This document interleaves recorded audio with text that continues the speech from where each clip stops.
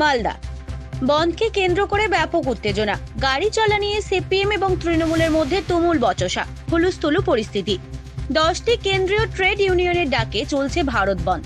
মূল্য বৃদ্ধির প্রতিবাদ সহ একাধিক ইস্যুতে এই বন্ধ ডাকা হয়েছে। এদিন সকাল সকাল হরিশ্চন্দ্রপুর সদর এলাকায় বন্ধ সফল করতে ময়দানে নামে সিপিএম নেতৃত্ব। অন্যদিকে বন্ধ ব্যর্থ করতে হরিশ্চন্দ্রপুর 1 নম্বর ব্লক INTTUCর সভাপতি সাহেব দাসের নেতৃত্বে ময়দানে নামে তৃণমূল।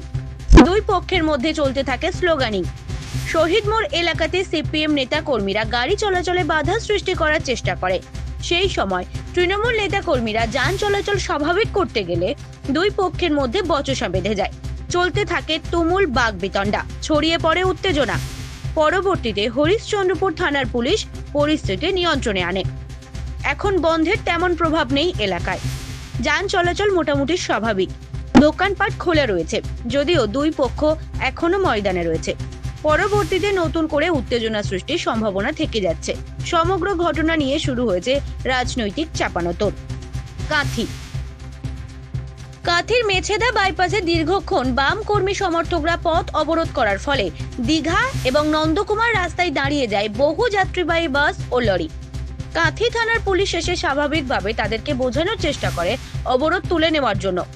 আবার পুলিশের কেউ কথা না শোনার পরেই পুলিশের কর্মীরা বন্ধকারীদেরকে টেনে হিঁচড়ে সরানোর চেষ্টা করে এবং 3 বাম নেতাকে অ্যারেস্ট করে থানায় নিয়ে যায়। পুলিশের গাড়িতে তোলার পর গাড়ি আটকে বিক্ষোভ দেখাতে থাকে ধর্মঘটীরা। পরে সমস্ত বাধা উপেক্ষা করে শেষ পর্যন্ত ওই 3 বাম কর্মীকে কাঁথি থানায় নিয়ে আসে কাঁথি থানার পুলিশ। উত্তর 24 পরগনা। রাজ্য জুড়ে 12 ঘন্টার বন্ধের ডাককে সফল করতে সোমবার সকালে বসিরহাটের একাধিক রাস্তায় বিক্ষোভ দেখালেন বামপন্থী দলগুলির কর্মী সমর্থকরা। সকালে বসিরহাট থানা সংলগ্ন রাস্তা সহ গুরুত্বপূর্ণ রাস্তায় বসে পড়ে অবরোধ করেন বাম সমর্থকরা। তাদের দাবি, একাধিক ইস্যুতে এই বন্ধ ডাকা হয়েছে। ব্যুরো রিপোর্ট, জেলার বার্তা।